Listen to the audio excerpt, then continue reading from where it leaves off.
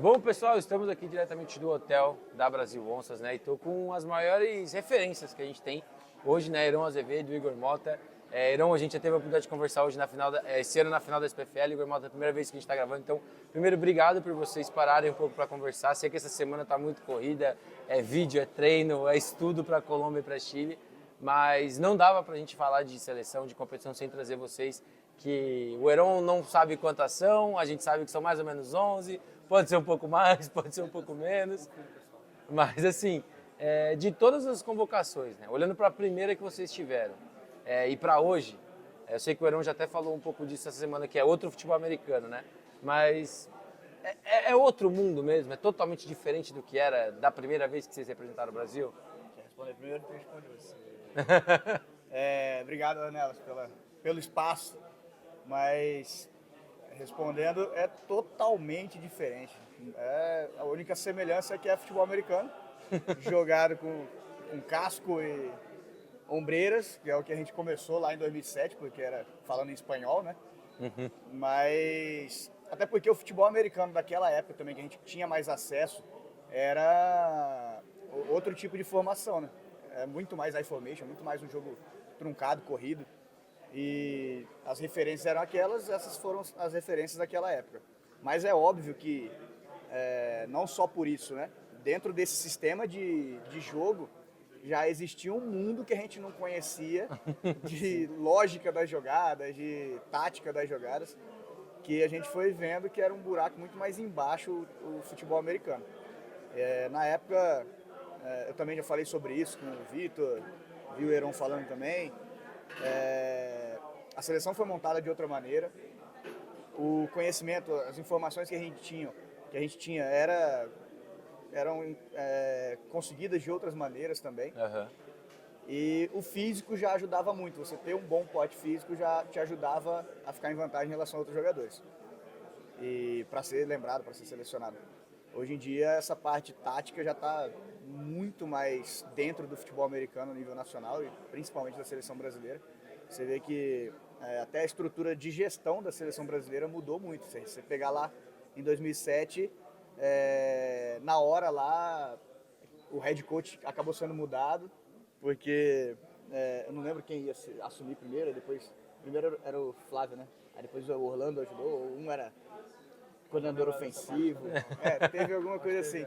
Mas assim, não tinha uma estrutura de comissão técnica. Uhum. Eram poucas pessoas que poderiam ajudar do lado de fora, que hoje é uma realidade de muitos times do Brasil. Mas agora aqui na seleção brasileira tem uma comissão técnica completa que eles não param de trabalhar, cara. Você vê o tempo todo eles trabalhando. Tem fisioterapia, Tem uma parte, tem uma equipe médica, de né? saúde, Com vocês exatamente, uma equipe inteira, de né? saúde. Tem uma parte de nutrição que informa o que seria bom pra gente ter durante o dia. Então, é outro mundo, como você falou.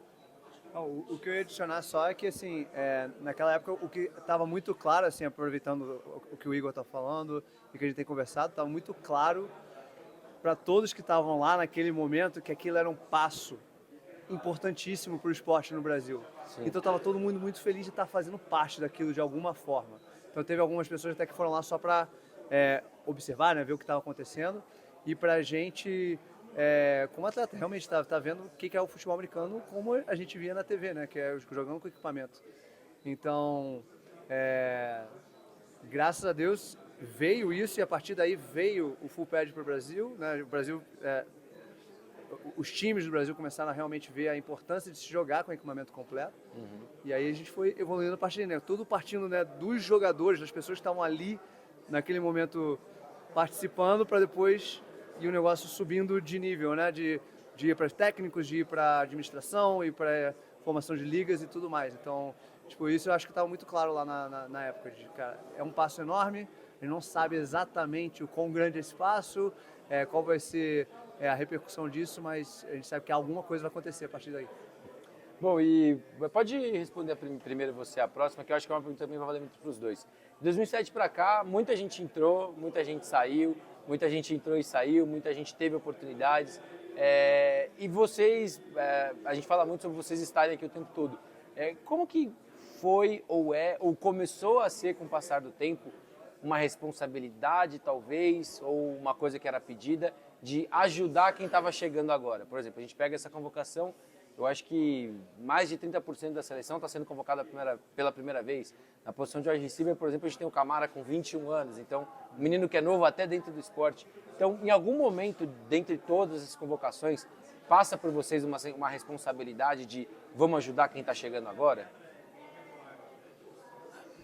Eu acho que assim, é uma coisa que não bateu em algum momento, mas assim, desde o momento que a gente, pelo menos pra mim, né? Desde o momento que a gente entrou no esporte, a gente entra no esporte porque a gente quer ganhar, a gente quer ser campeão. E a gente sabe que é um esporte de time. Então, a partir do momento que a gente vê que a gente adquiriu uma série de capacidades, e a gente vê que falta algumas das capacidades das outras, e que a gente pode estar ali sendo a pessoa incentivando ou entregando essa capacidade, ou sendo, a gente quer que o time seja campeão, seja qual for o time, né? Então, essa responsabilidade vai vindo. E com o passar do tempo, com a experiência, com o papel que ele vai desempenhando, essa coisa só expande ainda mais, né?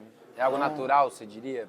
Eu acho que é natural do desenvolvimento, principalmente de quem quer ser campeão, né? De quem ser o melhor que pode ser, né? E, sei lá, graças a Deus nós jogamos juntos muito tempo, não só na seleção, né? Pude jogar no Cuiabá Arsenal junto ao Igor. Algumas coisas foram acontecendo na nossa vida, tanto por sorte, né? Por providência divina de a gente se manter saudável por tanto tempo, que permitiu que a gente conseguisse cada vez mais expandir esse papel, né? O Igor está como head coach do Cuiabá Arsenal esse ano, né? Que é assim, ele já tinha um papel grande lá no time, mas o negócio se expandiu agora em outro nível e falou, Eu até falei com o Brian, né? Um head coach do FABR, todo equipado, não tem nada mais FABR que isso, né? E aí, acrescentando, e você acabou respondendo, é natural. A gente não teve uma responsabilidade com uma pressão de, olha, vocês vão ajudar quem está chegando. Eu acho que em qualquer lugar, qualquer esporte, quando tem alguém que já está há mais tempo, primeiro ele vai estar lá há mais tempo porque ele foi uma pessoa que conseguiu construir alguma coisa boa ou ter algumas características que vão fazer com que eles estejam lá. Então, muito do que a gente, aí eu falo até pelo que eu conheço do Heron, muito do que a gente nos nossos times, ou até aqui na seleção, não é porque a gente foi se preparando para assumir um papel de liderança, um papel de, olha, a gente vai ensinar. É porque é natural da gente querer sempre, a gente sempre quis treinar muito, a gente sempre quis se dedicar muito, conhecer o esporte. Como ele falou, é um jogo coletivo, então não adiantava nada só ele ser o melhor e só eu tentar ser o melhor e não tô nem aí para nada. Sim. Então isso acaba puxando quem está perto para cima e num ambiente de time isso favorece você a acabar sendo uma referência, né? Sim. E na sequência eu queria falar um pouco desse aspecto. Nesse ano você assumiu esse papel de head coach do Cuiabá Arsenal. Eu até senti que em alguns momentos você deixou outras pessoas ficarem em campo para você focar mais nisso também, para dar essa rodagem. E até uma pergunta que eu acho que é mais pro Heron, que talvez ainda não tenha muito esse papel, mas para você também. Vocês se veem ainda dentro do esporte quando vocês oficialmente pararem de jogar, seja como comissão, por exemplo, tem o Rafa Cruz que jogou por muitos anos e hoje está numa parte de gestão não tão ligada ao campo. Vocês se veem como treinadores ou ativos no FABR ainda, quando vocês pararem de jogar? Olha, acho que vai ser inevitável, né?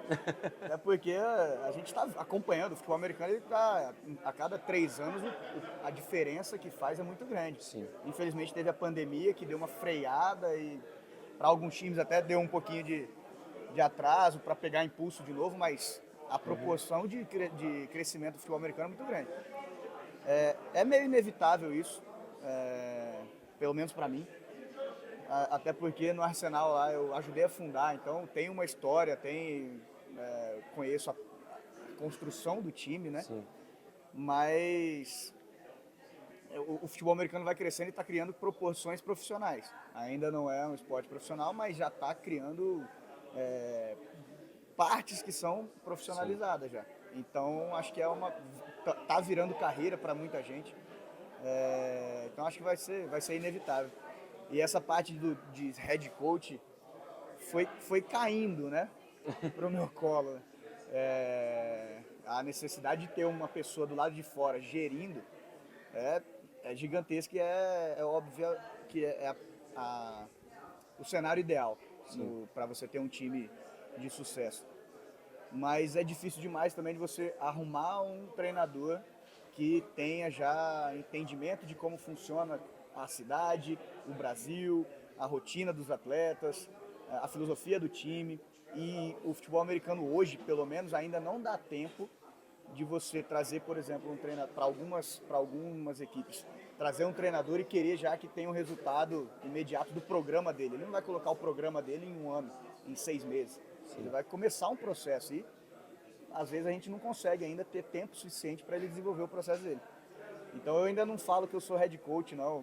Eu falei para a galera lá, para todo mundo, falei, cara, eu estou ajudando do jeito que eu posso o Arsenal pelo respeito que eu tenho entre os jogadores. Mas eu preciso de ajuda. Então eu tinha alguém me ajudando no ataque, eu tinha alguém me ajudando nos setores. E aí foi o que foi, né? E para você, não é uma coisa que você vê? É uma coisa que você ainda não parou muito para pensar? Não,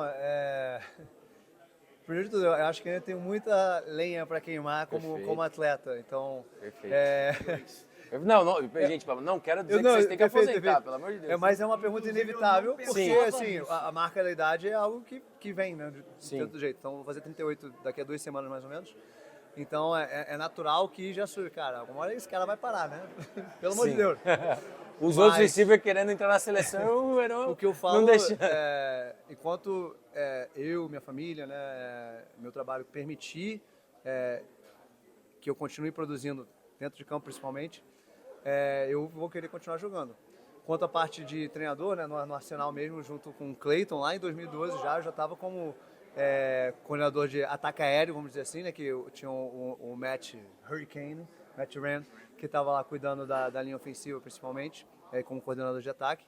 E depois com o Brian, quando ele veio para o Arsenal também, eu já era responsável pelos wide receivers, e com a saída do Brian, eu fui coordenador de ataque em 2015 do Cuiabá Arsenal. Aí com a ida para os Spectros, o interesse era mais como jogador. Sim. Óbvio que tinha algum papel de liderança ali dentro, mas as coisas vão fluindo, né? Hoje no Dragons também tenho ainda um papel de auxílio ali na comissão técnica em algumas situações. Então assim, eu acho que da mesma forma, né, na naturalidade da responsabilidade de ir expandindo com liderança, com os jogadores, também vem. E assim,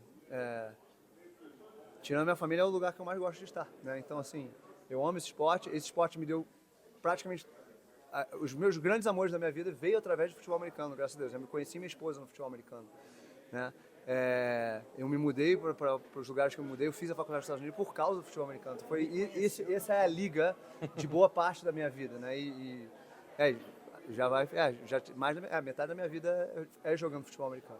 Então, assim, acho difícil um negócio desse morrer. Acho que vai comigo até a morte mesmo. Bom, metade da vida, né? Bom, e pra gente fechar, 2007 era uma realidade, 2023 é outra realidade. Daqui a 5 anos, quando a seleção estiver brigando por uma nova vaga em Copa do Mundo ou numa outra situação que estiver junto, o que vocês esperam ver ainda mais que talvez já esteja começando, mas ainda não está ideal ou que ainda não tem que ser pensado? Responde o nome na lista. Vê o nome na lista. Nosso nome na lista. Daqui 5 anos. Tá com o nome na lista. Está convocado. Ainda está convocado. Assim, eu costumo falar que assim, tudo que a gente sonhou aconteceu mais e melhor até agora com o esporte, com o futebol americano. Então você falou, né, 5 anos, mas as coisas têm acontecido tão mais rápido, né? Então a gente está vendo o esporte se profissionalizando cada vez mais. Ainda estão muito longe, né, de ligas na Europa. O Ryan falou um pouco disso agora há pouco, em outros lugares. Mas a gente está vendo, há interesse, né, dos atletas, principalmente, das equipes, da diretoria, a conversa, a comunicação está cada vez mais profissional. E isso vai atrair outras pessoas que gostam, né? Então, conforme a gente vai apresentando um produto bom, conforme a gente vai formando pessoas, jogadores, comissão técnica, né, a coisa tende a evoluir. Agora, a velocidade disso eu não tenho ideia mesmo. Não consigo nem botar um toque. A gente quer, se Deus quiser, pegar ano que vem já o México. se É isso. possível, e ver o que a gente consegue fazer com isso. E isso aí já vai dar mais um marco pra gente, como é que a gente tá. Porque o México aí é top 3, top 4 do mundo, né? Então, Acho que não tenho muito a acrescentar, não. Mas mais times com base. Sim. Mais times com base. A base, a gente tem que colocar o esporte como para criança. Porque times que tem já hoje escolinha, que tem um time de base, com jovens, são os times que vão ter sempre alguém chegando no time adulto.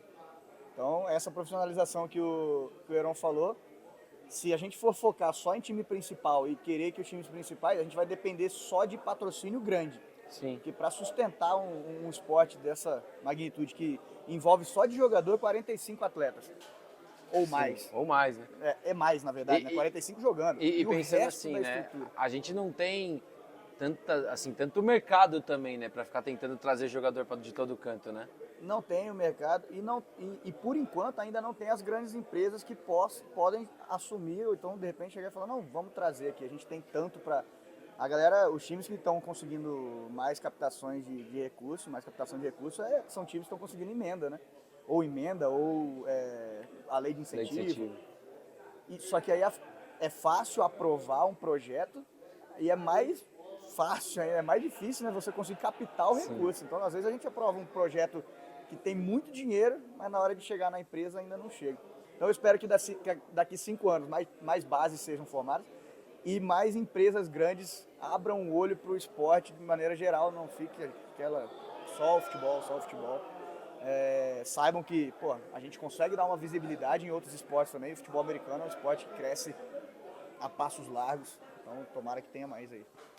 Bom, gente, é isso. Heron, Obrigado. Igor, queria agradecer mais uma vez vocês por estarem disponibilizando um tempinho para a gente conversar. Parabéns por mais uma convocação, mais uma participação. Para quem não sabe, a gente está gravando antes do primeiro jogo, então boa sorte contra a Colômbia, boa sorte contra o Chile. Espero ver você ano que vem no Dragons, que a gente possa ter mais algumas conversas durante o ano. Igor, boa sorte no Cuiabá Arsenal, parabéns pela campanha que vocês tiveram esse ano.